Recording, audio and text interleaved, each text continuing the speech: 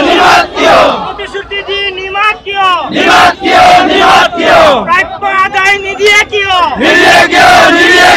প্ৰাপ্য আদায় নিদিয়ে কিয় প্ৰাপ্য আদায় নিদিয়ে কিয়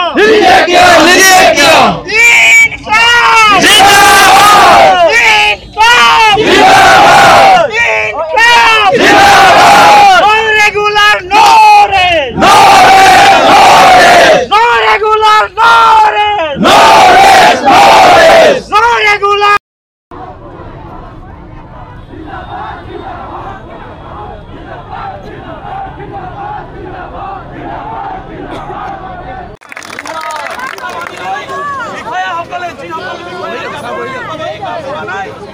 পদত্যাগ কৰক আমি এই কথাটো কৈছো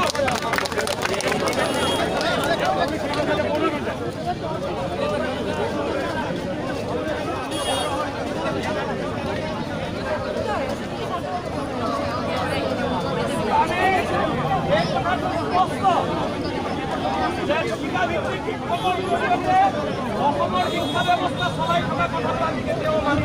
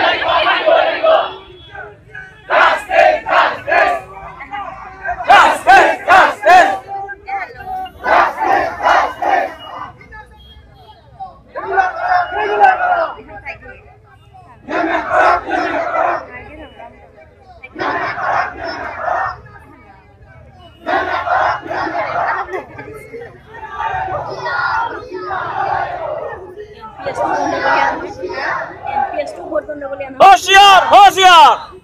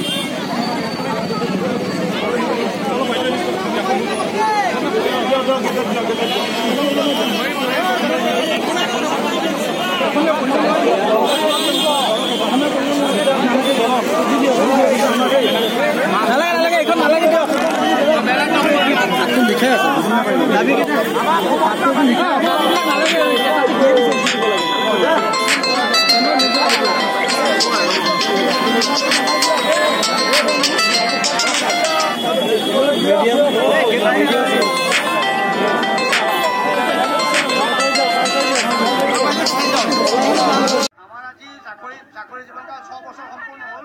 6 বছৰ ধৰি আমি এনেকুৱা ৰাজপথত ওলাই থাকিব লগা হৈছে আৰু অসমৰ ইতিহাসত এইটো পুৰণা যে শিক্ষক সদায় অৱহেলিত, শিক্ষক সদায় ৰাজপথ ওলাব লাগে। আমি যদি সমাজৰ মেৰুদণ্ড হওঁ, আমাৰে যদি মেৰুদণ্ড ভাঙি দিয়া হয়, আমি সমাজখনক কেনেকৈ দিয়া কৰা ৰাখিম? আজি আমি পদে পদে লাঞ্ছিত বঞ্চিত হৈছোঁ। আমাৰ সাধাৰণ বস্তু আমি আজি নিয়মীয়াকৰণ পোৱা নাই। আমি কৈছোঁ আমাক বিনা চৰ্তে ৰেগুলেশ্যন কৰক, বেতন সুৰক্ষাৰ সৈতে। 6 বছৰ চাকৰি কৰাৰ পিছত আমাক আজিলৈকে এজন শিক্ষকৰ নিয়মীয়াকৰণ কৰা হোৱা নাই। আমাক বাৰে বাৰে নতুন চাকৰি দিয়া হয়, নতুন দৰমহা, নতুন। এই অমনোযোগিতা যদি অদূৰ ভৱিষ্যতে থাকে, সমগ্ৰ অসমজুৰি বিদ্যালয়ত আমি বিদায় ল'ব আপোনাৰ পৰা ক'লে এই মুহূৰ্তত আমি পুনৰ যাম প্ৰতিবাদ চলিলে।